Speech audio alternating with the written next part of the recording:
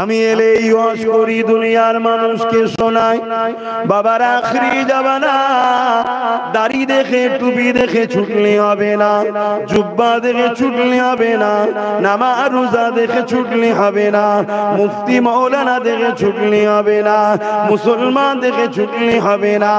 এ নওজওয়ানেরা দেখো তার মধ্যে নবীর প্রেম আদব আছে কিনা। কেননা দাড়ি রবীন্দ্রনাথ ঠাকুরের রয়েছে, শিখ পাঞ্জাবিদের আছে, টুপি আমাদের সমাজের ইসলাম বিদ্বেষী নেতাগুলো মাথায় দেবতারের পাটিতে বসে যায়। যেমন তোমার পূর্ব মেদিনীপুরে ওই যে একজন নতুন করে বেরিয়েছে, এত সময় ধরে মাথায় টুপি দেবতার পাটিতে যেত, এখন দিন রাত মুসলমানদের বিরুদ্ধে বলতেছে না, বলেন? তাহলে টুপি দেখলে হবে না, তার দিলে নবী আছে কিনা দেখো, তার দিলে আল্লাহ রসুলের মোহাব্বত আদব আছে কিনা দেখো। যদি নবীর প্রেম আদব না থাকে, ও টুপি দেখে কাজ হবে না, ও দাড়ি দেখে কাজ হবে না। তুমি পীর দেখলে হবে না, পীরজাদা দেখলে হবে না, মুফতি মাওলানা দেখলে হবে না। আগে দেখো ওই পীরের মধ্যে রসুলের প্রেম আদব আছে কিনা, ওই মুফতি মাওলানার মধ্যে নবীর প্রেম আদব আছে কিনা দেখো, ওই পীরজাদার মধ্যে নবীর প্রেম আদব আছে কিনা দেখো। যদি নবীর প্রেম আদব না থাকে, এদের সঙ্গে যদি মেশো, আল্লাহ নবী জানিয়ে দিলেন আসমানের নিচে জমিনের উপরে আখিরি জামানাতে সব থেকে নিকৃষ্ট হবে একদল আলেম দাবিদাররা। তারা দুনিয়া ইলম অর্জন করবে, মাথায় টুপি দেবে, মুখে দাড়ি রাখবে, করোনায় জুব্বা পরবে, মুসলমানদের লিডার সেজে তারা ঘুরে বেড়াবে।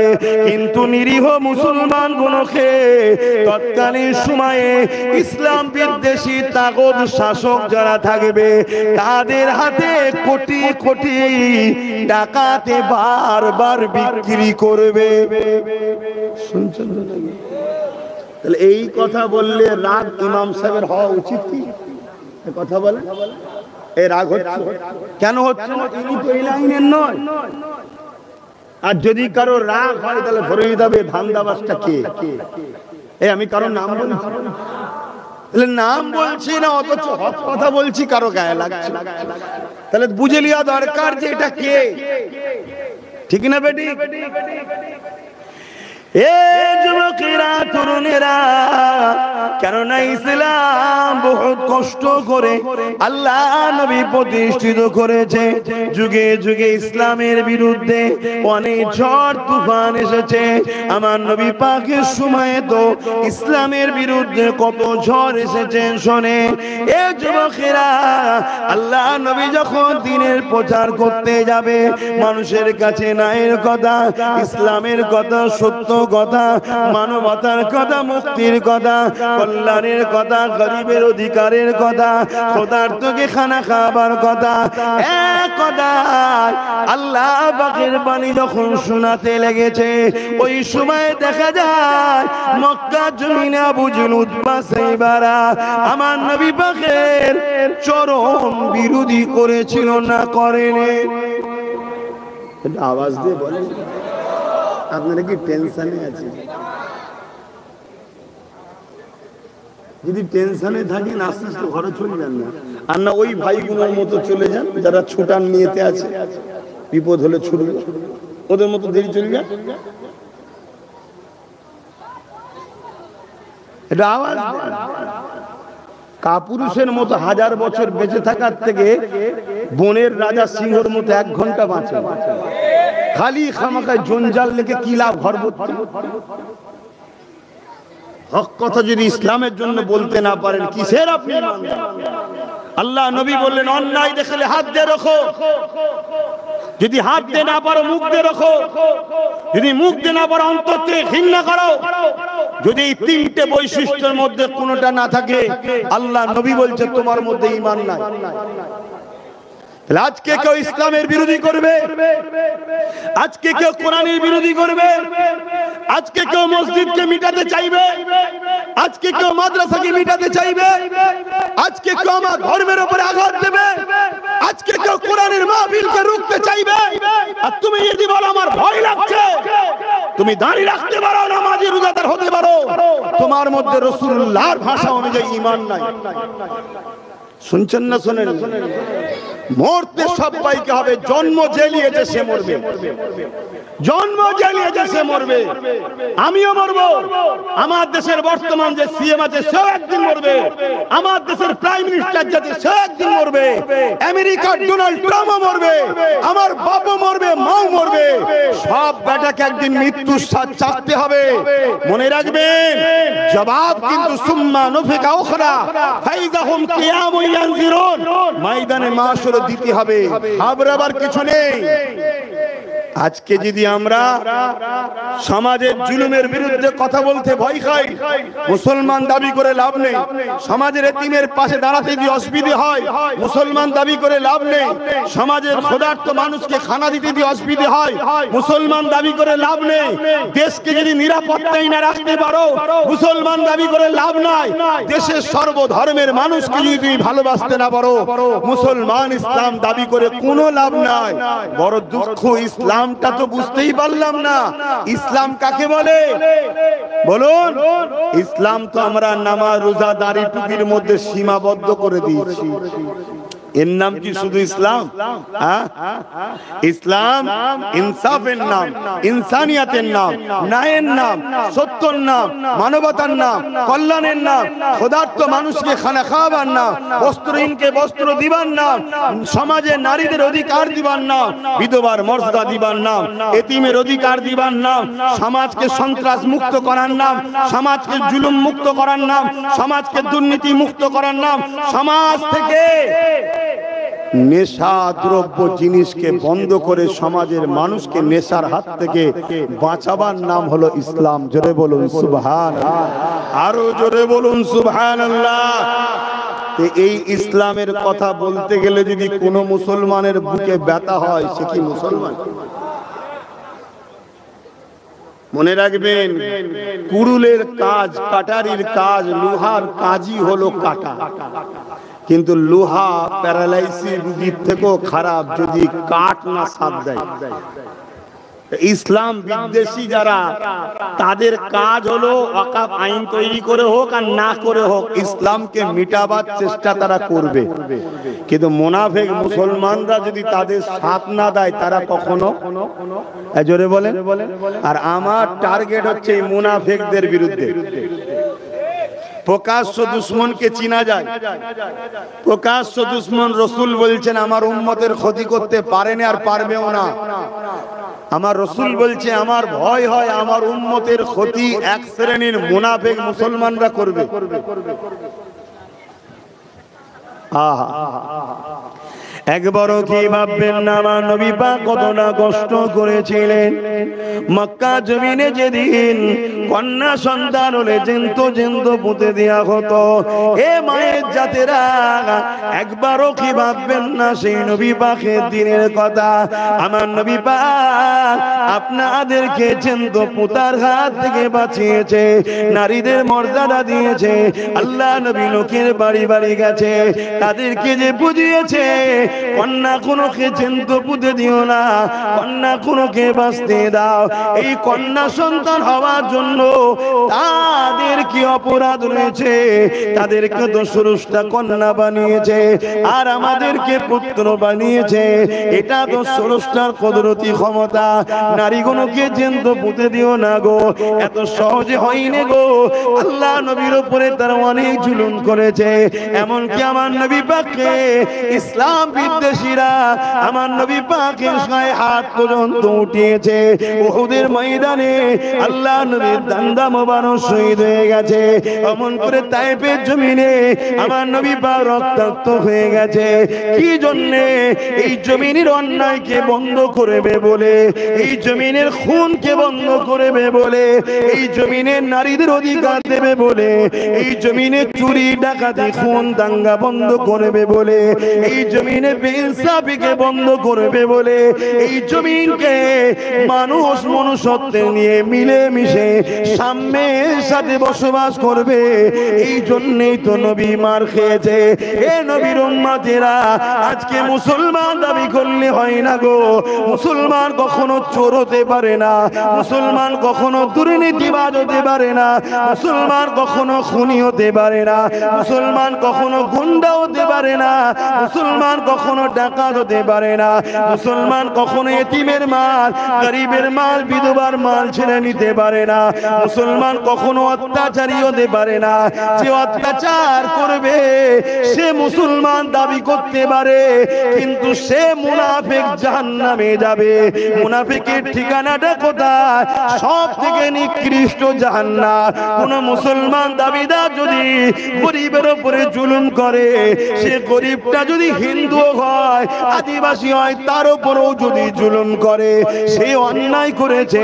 এ মুসলমান দাবি করতে পারে, কিন্তু এর ঠিকানা হলো জাহান্নাম। কেন? এ মুসলমান দাবি করে ইসলামকে বদনাম করতে লেগেছে। তাই আজকে বলে দিয়ে যায়, আল্লাহ নবী অনেক কষ্ট করে দিনকে প্রচার করেছে।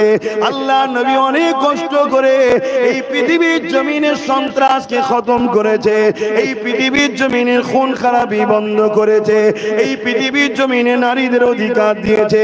যেখানে মায়েদের ঘরে সন্তানেরা হত্যা করত, আল্লাহ নবী এই পৃথিবীর মানুষগুলোকে অনেক কষ্ট করে বুঝিয়েছে, আল জান্নাতু তাহতা আকদামুল উম্মাহাত। প্রতিটা ছেলেদের পায়ে, প্রতিটা ছেলেদের জান্নাত তার মায়ের পায়ের তলা। তাই নবী আমার জানিয়ে দিলেন, কেউ যদি মায়ের উপরে জুলুম করে, বাপের উপরে জুলুম করে, স্বামী রাসূলুল্লাহ আমার কেউই নয়। আর যে নবী নয়, সে যদি মুসলমানও দাবি করে, সে মুনাফিক জাহান্নামী ছাড়া আর কিছু নয়। তাই মা বাপকে পিয়ার করা নবী শিখিয়েছে। এ নারীর জাতেরা, মায়ের জাতেরা, এই জমিনের উপরে তোমাদের কোনো অধিকার ছিল না গো। আল্লাহ নবী তোমাদের অধিকার দিয়েছে। তোমাদেরকে কত অধিকার দিয়েছে? আল্লাহ নবী বললেন, বিবাহর আগ পর্যন্ত ওই বাপ হলো ওই নারীটার জন্য বডিগার্ড, ওই কন্যা সন্তানটার থাকা, খাওয়া, পড়াশোনা সব দায়িত্ব বাপের। বাপ যদি কন্যার লালন পালন দায়িত্ব না নেয়, কিয়ামতের দিন ওই বাপকে জবাব দিতে হবে। আবার বিবাহ হয়ে যাবার পর ওই কন্যাটাকে ইসলাম তাকে কত সম্মান দিল, রানী বানিয়ে দিল, ওর স্বামীকে দায়িত্ব দিয়ে দিল। এ স্বামী শুনে রেখে দাও, এই কন্যাটার থাকা, তোমার স্ত্রী যে হয়েছে, এর থাকা, পরনার কাপড়, এর খাওয়া দাওয়া, এর চিকিৎসায়, সুস্থ, এর খুশি, সব দায়িত্ব হয়ে গেল স্বামীর। এরপরে যখন তিনি বুড়ি হয়ে যাবেন, বয়স্ক হয়ে যাবে, আল্লাহ নবী দিন ইসলাম ওই কন্যাটাকে রাজমাতা সম্মান দিয়ে দিল। তখন তার সন্তানের সম্পূর্ণ দায়িত্ব হয়ে যায়।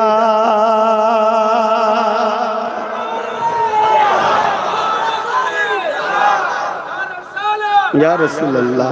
তাই প্রত্যেকটা মায়ের তো উচিত ছোটবেলা থেকে আমাদের সন্তানদের শিক্ষা দেয়া, বাবা মিথ্যা বলবে না, চুরি করবে না, জুলুম করবে না। এটা তো বলা দরকার নাকি? এই বাচ্চাদেরকে ট্রেনিং দেওয়া দরকার। আর ছোট্টবেলা থেকে মায়েরা শিক্ষা দিচ্ছি না। আর এই আমাদের সমাজের একদল যুবক যখন বড় হচ্ছে, তখন এই যুবকদের হাতে তথাকথিত সমাজ বিরোধীরা অস্ত্র তুলে দিচ্ছে, অর্থ তুলে দিচ্ছে, দিয়ে তাদেরকে গুন্ডা বানিয়ে দিচ্ছে।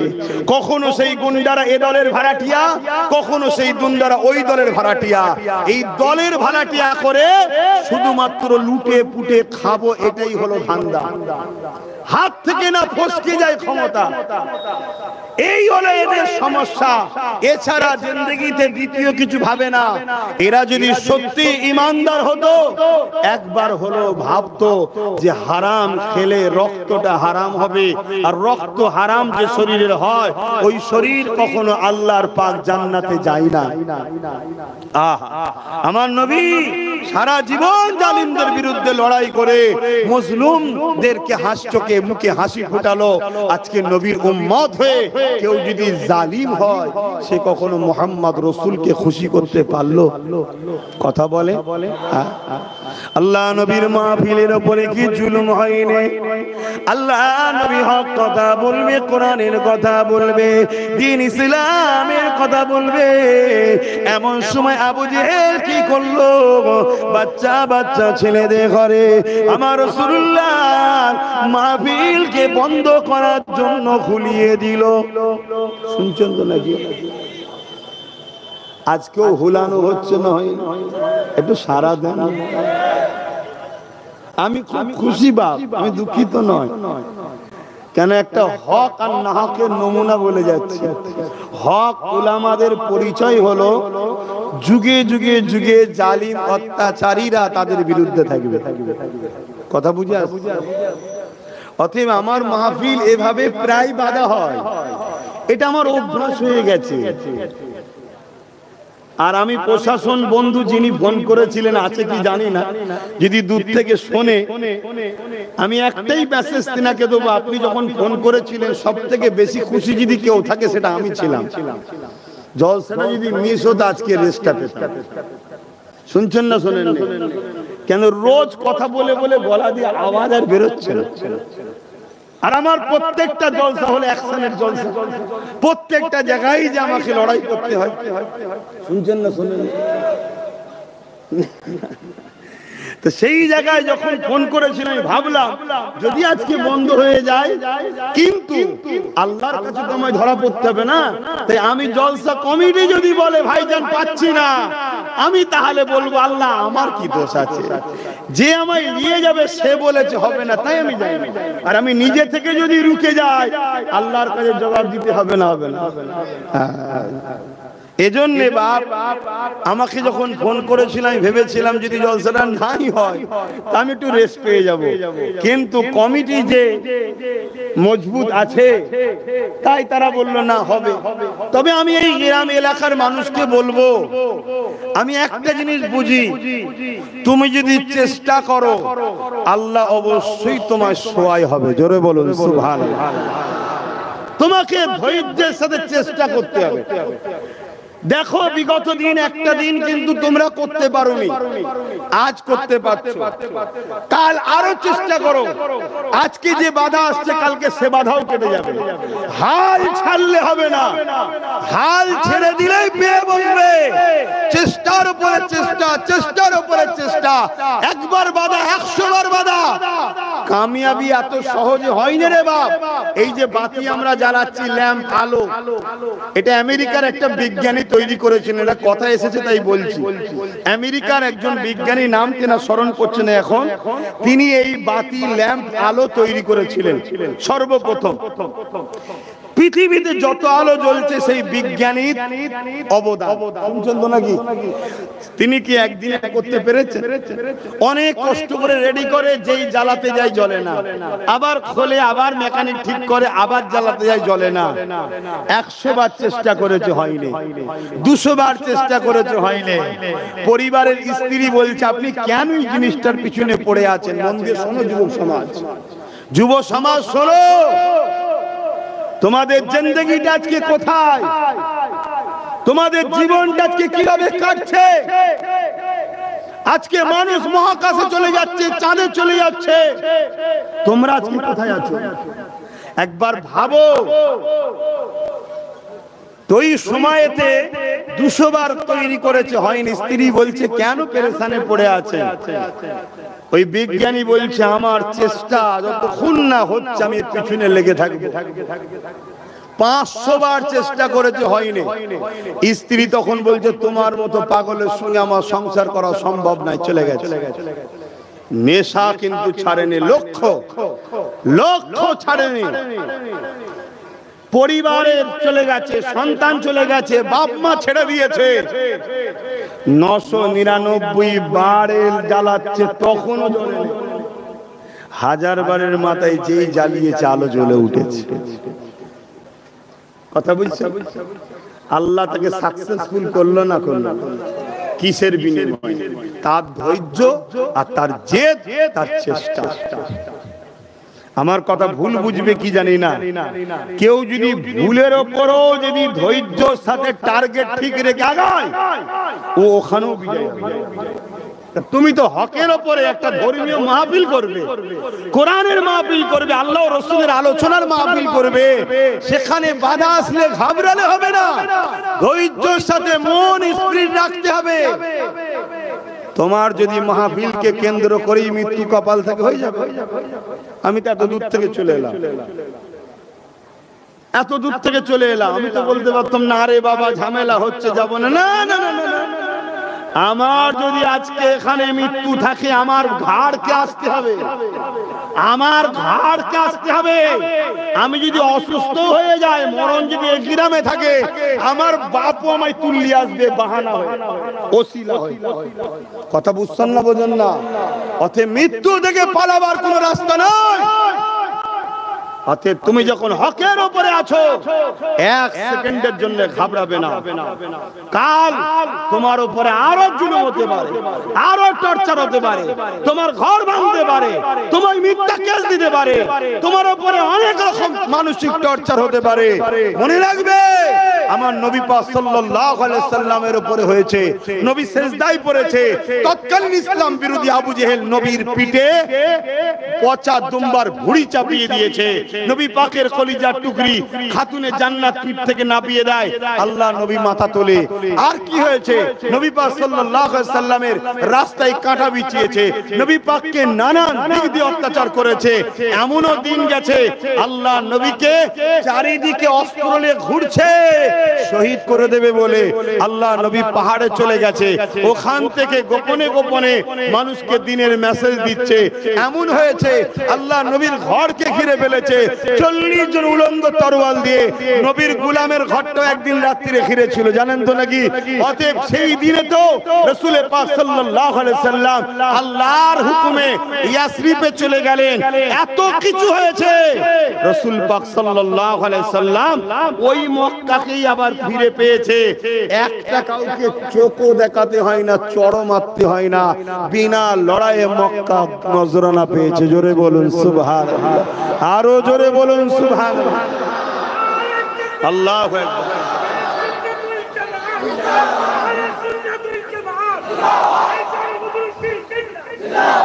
আমারটা দেবেন না, বাকি দুটো ঠিক আছে। কেন এটা হুজুরের মাহফিল, নবীর আলোচনার মাহফিল, ভালোবাসাই দিচ্ছেন, দিয়া হারাম বলছি না, কিন্তু আমি চাই আমার নবীর মাহফিলে নবীর আল্লাহ দিন ইসলামের আর মুজাদ্দেদ জামানের ওসিলায় পূর্ব ভারতের মানুষ দিন ইসলাম পেয়েছে। হ্যাঁ, আজকে যারা বিরোধী করছে খারাপ লিও না, এদের বাপ দাদু 3 পিঁড়ি পিছনে মুসলমান দেখাতে পারবে না, এরা বিরোধী করছে। কথা বুঝে আসছে? আরে বাবা সব জানি, সব জানি, কিন্তু নিজেদের মধ্যে দলাদলি করব, খামোশ খেয়ে থাকি। কিন্তু আজকে যখন তুই আমার ছেলেদেরকে আঘাত করছিস, ঘাটাচ্ছিস, একটু তাহলে বলা দরকার আছে না? নাই? তাই হালকা করে বলছি, তাও বেশি বলছি না, কেন আবহাওয়াটা কি চলছে দেখছেন তো, অকাপ বাঁচাতে হবে, ঠিক না বেঠিক? এখন ঝগড়া করার সময়, কিন্তু ছেঁচড়া যদি পরিবর্তন না হয় তাহলে বেকার তার পিছনে কাঠ খরচ করে লাভ নেই। এই তো নাকি ছেঁচড়া বুঝুন তো নাকি? ভাষা খারাপ। আরে রান্না করেন না মাঝে মাঝে বস্তু, বস্তুর মধ্যে সাথে কিছু ছেঁচড়া থাকে না? থাকে না? কি বলেন তাকে? হ্যাঁ, ওই গুলোর পিছনে কাঠ খরচ করে লাভ আছে? ও কেটে তাহলে বাদ দিতে হবে, যাও আউট। শুনছেন তো নাকি? তবেরা নজওয়ান তরুণেরা, এ নবী পাকের প্রেমিকেরা, কারণ আমার নবী পাক অনেক কষ্ট করেছে এই দিন ইসলামের জন্য। ইসলামের যুগে যুগে বিরোধী হয়েছে, আবু জেহেল বিরোধী করেছে, আবু জেহেলকে আল্লাহ মিটিয়ে দিয়েছে। নমরুদ বিরোধী করেছে, নমরুদকে আল্লাহ মিটিয়ে দিয়েছে।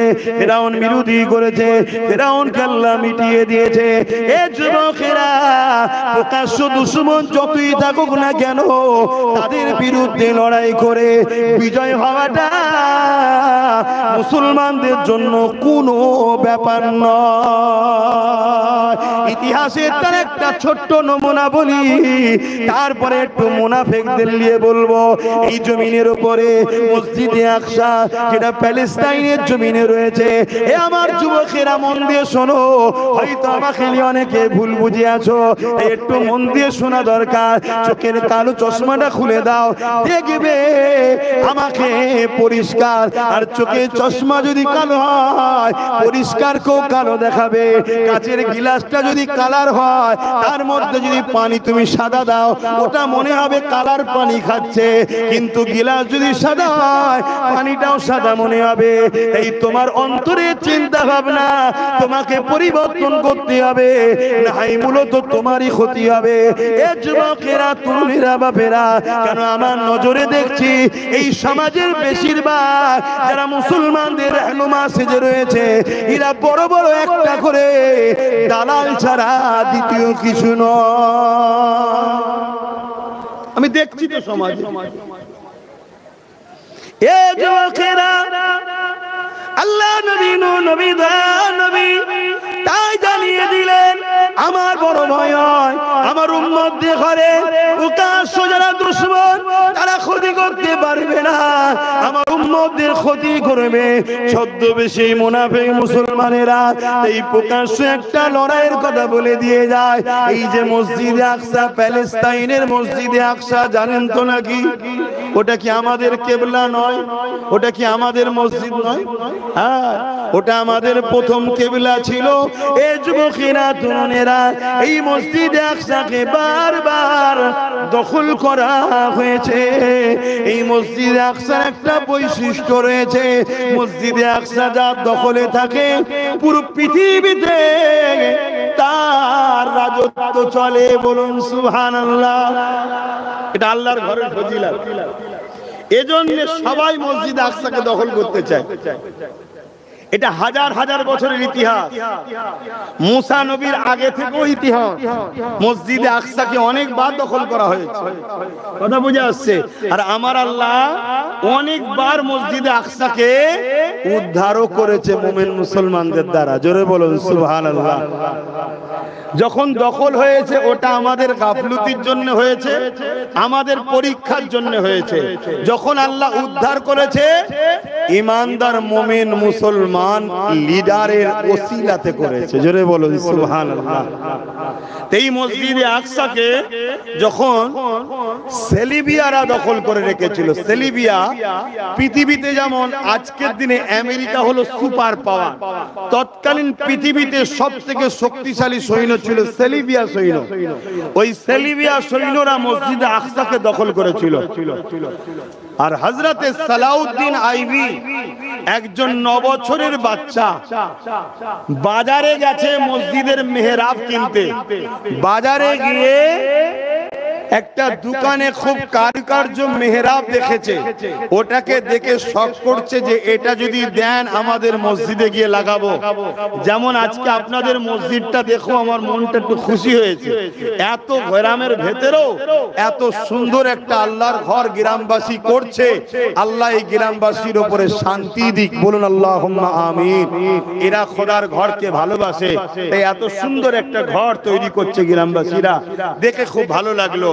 তবে আমি এখানে একটা মেসেজ দেব, ওই গ্রামে মসজিদ করছেন যেমন, ওই মসজিদের দরওয়ানও দরকার আছে। শুনছেন তো নাকি? শুধু মসজিদ বানালে হবে না, মসজিদের দরওয়ানেরও দরকার আছে। এই জায়গাটা মাথায় রাখবেন। তো যাক, আমি এখন সালাউদ্দিন আইবি হুজুর যখন বললেন ওই মেহরাবটা দাও আমাদের মসজিদে লিজে লাগাবো, দোকানদার তখন বলছে মেহরাব বিক্রি নয়, এটা গিফটের জন্য করেছি আমি। তখন সালাউদ্দিন আইবি আইবি বলছেন, তাহলে আমাকে গিফট করুন না, আমি মসজিদে গিয়ে লাগাবো। 9 বছরের বাচ্চা, আর আমাদের 9 বছরদের হাতে মোবাইল। আমরাই তো আমাদের ভবিষ্যৎকে কানা করছি, আমরাই তো আমাদের নতুন প্রজন্মকে শেষ করছি। খবরদার যুবকরা, বাপেরা, মায়েরা, বাচ্চাদের হাতে মোবাইল দেবেন না। আর বাচ্চাদেরও বলি, বাপ আমার মোবাইল নিও না, তোমরা কলম খাতা বই ধরো, তোমরা চেষ্টা করো is, IPS, WBC, DM, BDO হবার স্বপ্ন দেখো। যদি আগামী দিন ইজ্জতের রুটি খেতে চাও মাথা তুলে, না আগামী দিনটা এত ভয়ানক আসছে, এত ভয়ানক আসছে, নিজের রক্ত নয়, নিজের মায়ের, নিজের পরিবারের বাচ্চাদের রক্তটা হয়তো জোর করে খাওয়ানো হবে, এমন ভয়ানক দিন আসছে। আর এই কথাগুলো বলি তো সমস্যা হয়। কথা বুঝে আসছে? আরে সব যদি মূর্খ হয়, কারো যদি ভালো না হয়, ভণ্ড হুজুরদের ভালো হবে। শুনছেন তো নাকি? কিন্তু ভণ্ডবি করতে তো আমি আসিনি, তাই বলে যাব বাচ্চাগুলোকে জজ বানান, উকিল বানান, আইএস, আইপিএস, ডব্লিউবিসি, বিভিন্ন সব শিক্ষায়, উচ্চ শিক্ষায় শিক্ষিত করুন।